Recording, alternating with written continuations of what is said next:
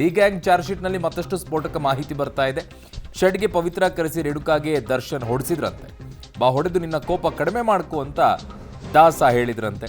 ಶೆಡ್ನಲ್ಲಿ ರೇಣುಕಾಗೆ ಚಪ್ಪಲಿಯಿಂದ Pavithra Gowda ಹೊಡೆದಿರ್ತಾರೆ.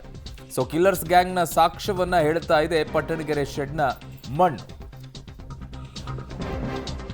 So ಮಣ್ಣು ಹೇಗೆ killers ಗ್ಯಾಂಗ್ನ ಸಾಕ್ಷ್ಯವನ್ನ ಹೇಳ್ತಾ ಇದೆ ಅಂತಂದಾಗ ಅವರ ಚಪ್ಪಲಿಗೆ ಅಂಟಿಕೊಂಡಿರುವಂತಹ ಮಣ್ಣು ಅದೆಲ್ಲವೂ ಕೂಡ ಸಾರಿ ಸಾರಿ ಹೇಳ್ತಾ ಇದೆ.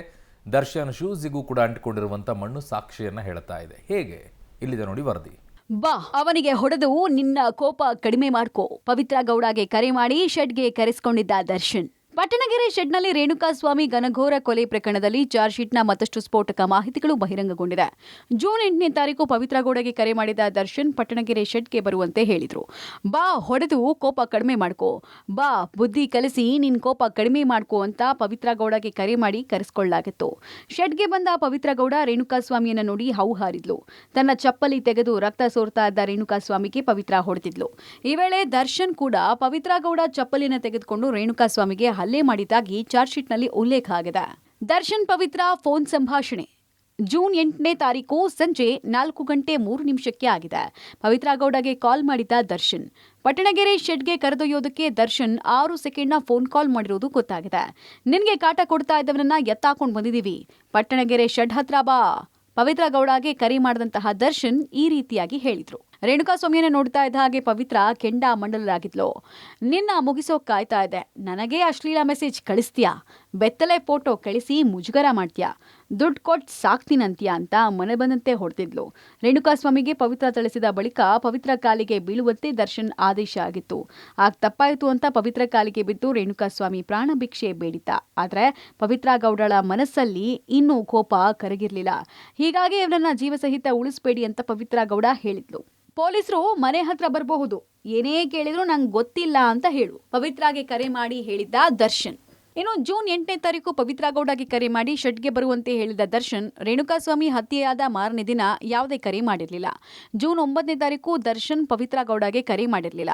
ಆದರೆ ಜೂನ್ 10ನೇ ತಾರೀಕು ರೇಣುಕಾಸ್ವಾಮಿ ಹತ್ಯೆಯ ವಿಷಯ ತಿಳಿದ ಮೇಲೆ ಕೊಂಚ ಟೆನ್ಷನ್ನಲ್ಲಿದ್ದಂತಹ ದರ್ಶನ್ ಮತ್ತೆ ಪವಿತ್ರ ಗೌಡಗೆ ಕರೆ ಮಾಡಿದ್ರು. ಜೂನ್ 10ನೇ ತಾರೀಕು ಬೆಳಗ್ಗೆ 11:33 ಕರೆ ಮಾಡಿದ ದರ್ಶನ್ 10 ಸೆಕೆಂಡ್ ಕಾಲ ಮಾತನಾಡಿದ್ರು. ಪೊಲೀಸರು ಮನೆ ಹತ್ರ ಬರಬಹುದು ಅಥವಾ ಕಾಲ್ ಮಾಡಬಹುದು, ಏನೇ ಕೇಳಿದ್ರು ನನ್ಗೇನು ಗೊತ್ತಿಲ್ಲ ಅಂತ ಹೇಳು, ಯಾಕೆ ಏನು ಅಂತ ಕೇಳ್ಬಿಡ ಅಂತ ಕಾಲ್ ಕಟ್ ಮಾಡಿದ್ರು.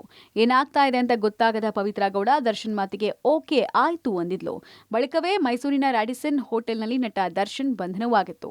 ಜೂನ್ 9ನೇ ತಾರೀಕು ಯಾವುದೇ ಕರೆ ಇಲ್ಲ. ಜೂನ್ 10ನೇ ತಾರೀಕು ಬೆಳಗ್ಗೆ 10:33 ಕರೆ. ದರ್ಶನ್ ಪವಿತ್ರ ಗೌಡ ನಡುವೆ 10 ಸೆಕೆಂಡ್ನ ಮಾತುಕತೆ.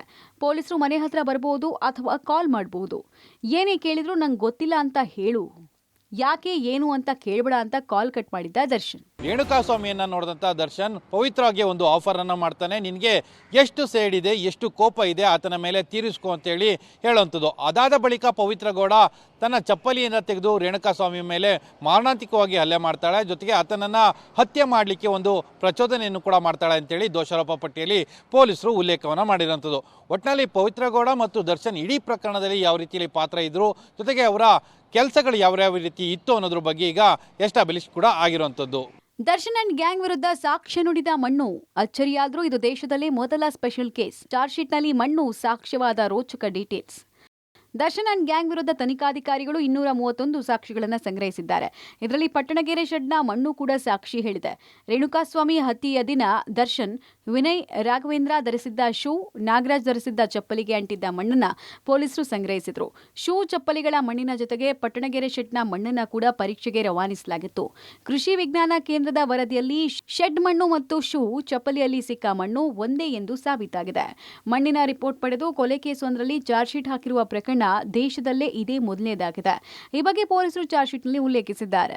ರೇಣುಕಾಸ್ವಾಮಿ ಕೊಲೆ ಪ್ರಕರಣದಲ್ಲಿ ಪೊಲೀಸ್ ಅಧಿಕಾರಿಗಳು ಇಲ್ಲಿವರೆಗೂ ಕೂಡ 231 ಸಾಕ್ಷಿಗಳನ್ನು ಕೂಡ ಪರಿಗಣನೆ ಮಾಡಿರುವಂಥದ್ದು. ಅದರಲ್ಲಿ ಪ್ರಮುಖವಾಗಿ ಶೆಡ್ ಬಳಿ ಇರುವಂಥ ಮಣ್ಣು ಕೂಡ ಪ್ರಮುಖ ಸಾಕ್ಷಿಯಾಗಿ ಈಗ ಅಧಿಕಾರಿಗಳು ಕನ್ಸಿಡರ್ ಮಾಡಿದ್ದಾರೆ. ಅದರಲ್ಲಿ ನಟ ದರ್ಶನ್, ವಿನಯ್ ಮತ್ತು ರಾಘವೇಂದ್ರ ಧರಿಸಿದ್ದಂಥ ಶೂ ಮಣ್ಣು ಮತ್ತು ಆ ನಾಗರಾಜ್ ಆರೋಪಿ ಏನಿದ್ದಾನೆ ಆತ ಧರಿಸಿದ್ದಂಥ ಚಪ್ಪಲಿ ಮಣ್ಣನ್ನು ಕೂಡ ಅಲ್ಲಿ ತೆಗೆದುಕೊಂಡು ಅಧಿಕಾರಿಗಳು ಪರೀಕ್ಷೆಗೆ ಕಳಿಸಿದ್ರು. ಅದ್ರ ಜೊತೆಗೆ ಅತಿಯಾದ ಜಾಗದ 2 ಮಣ್ಣನ್ನು ಕೂಡ ಪರಿಶೀಲನೆ ಮಾಡಿದಂಥ ವೇಳೆಯಲ್ಲಿ 2 ಮಣ್ಣು ಒಂದೇ ಅನ್ನೋ ವರದಿ ಕೂಡ ಬಂದಿರುವಂಥದ್ದು. ಈ ಮುಖಾಂತರ ಇಡೀ ದೇಶದಲ್ಲೇ ಮೊದಲ ಬಾರಿಗೆ ಒಂದು ಕೊಲೆ ಪ್ರಕರಣದಲ್ಲಿ ಮಣ್ಣು ಕೂಡ ಪ್ರಬಲ ಸಾಕ್ಷಿಯಾಗಿ ಉಳಿದಿರುವಂಥದ್ದು. ಸೋಮವಾರ ಬೇಲ್ಗಾಗಿ ದರ್ಶನ್ ಅರ್ಜಿ. ಪೊಲೀಸರು ಚಾರ್ಜ್ ಶೀಟ್ ಹಾಕೋವರೆಗೂ ಬೇಲ್ಗೆ ಅರ್ಜಿ ಹಾಕೋಕೆ ಹಿಂದೇಟು ಹಾಕಿದ್ದ ಡಿ ಗ್ಯಾಂಗ್ ಚಾರ್ಜ್ ಶೀಟ್ಗೂ ಮೊದಲೇ ಒಬ್ಬೊಬ್ಬರೇ ಜಾಮೀನಿಗಾಗಿ ಅರ್ಜಿ ಹಾಕಿದ್ರು.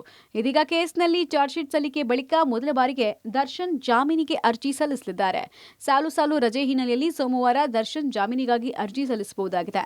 ಈ ಬಗ್ಗೆ ಬಳ್ಳಾರಿ ಜೈಲಲ್ಲಿ ಪತ್ನಿ ವಿಜಯಲಕ್ಷ್ಮಿ, ಸಹೋದರ ದಿನಕರ್ ಜೊತೆಗೆ ಚರ್ಚೆ ಮಾಡಿದ ದರ್ಶನ್ ವಕೀಲರ ವಕಾಲತಿಗೆ ಸಹಿ ಕೂಡ ಹಾಕಿದ್ರು. ಚಾರ್ಜ್ ಶೀಟ್ ಪ್ರತಿ ತಲುಪಿದ ಬಳಿಕ ದರ್ಶನ್ ಪರ ವಕೀಲರು ಜಾಮೀನಿಗಾಗಿ ಅರ್ಜಿ ಸಲ್ಲಿಸಲಿದ್ದಾರೆ. ಈ ಮಧ್ಯೆ ಮ್ಯಾಜಿಸ್ಟ್ರೇಟ್ ಕೋರ್ಟ್ನಲ್ಲಿ ಜಾಮೀನು ಅರ್ಜಿ ವಜಾಗೊಂಡ ಹಿನ್ನೆಲೆಯಲ್ಲಿ ಪ್ರಕರಣದ A1 ಪವಿತ್ರ ಗೌಡ ಜಾಮೀನಿಗಾಗಿ ಹೈಕೋರ್ಟ್ ಮೊರೆ ಹೋಗಿದ್ದಾರೆ. ಒಟ್ಟಾರೆ ಕೊಲೆ ಕೇಸ್ನಲ್ಲಿ ಡಿ ಗ್ಯಾಂಗ್ನ ಕ್ರೌರ್ಯತೆ ಚಾರ್ಜ್ ಶೀಟ್ನಲ್ಲಿ ಒಂದೊಂದೇ ಬಯಲಾಗ್ತಾ ಇದೆ. News desk public TV.